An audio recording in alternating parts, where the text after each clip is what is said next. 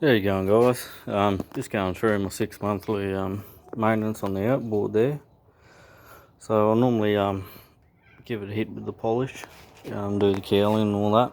Normally just hit it with this stuff here. With this bad boy helps out, but you can't get into all the nooks and crannies. But yeah. So once I've I washed all the block down and all that, I give it a bit of salt wash, and then yeah, what I'll do is I'll hit it with a bit of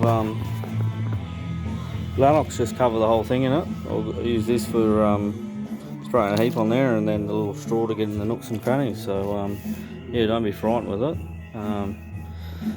Just coat all your electronics and that, so they don't get the salt spray on there,